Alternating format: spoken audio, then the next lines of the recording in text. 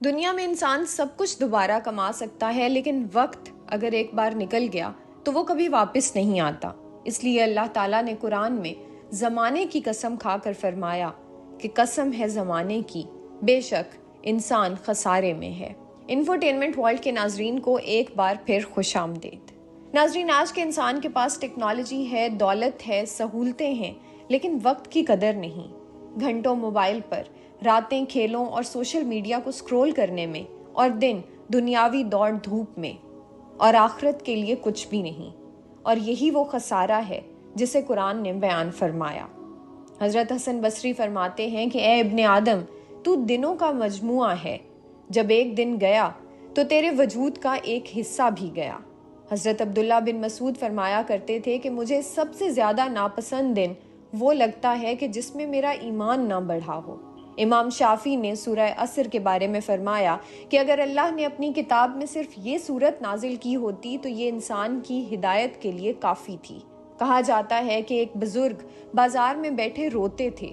لوگوں نے پوچھا کہ بابا، بازار میں تو لوگ نفع نقصان پر روتے ہیں، آپ کیوں رو رہے ہیں؟ تو انہوں نے کہا کہ یہ بازار والوں کا مال لوٹ کر واپس آ سکتا ہے، مگر میرا جو وقت نکل گیا ہے وہ کبھی واپس نہیں آئے گا۔ اللہ تعالیٰ نے وقت کی قسم کھائی، کیونکہ یہی وہ ترازو ہے جس پر انسان کی کامیابی یا ناکامی کا فیصلہ ہوگا۔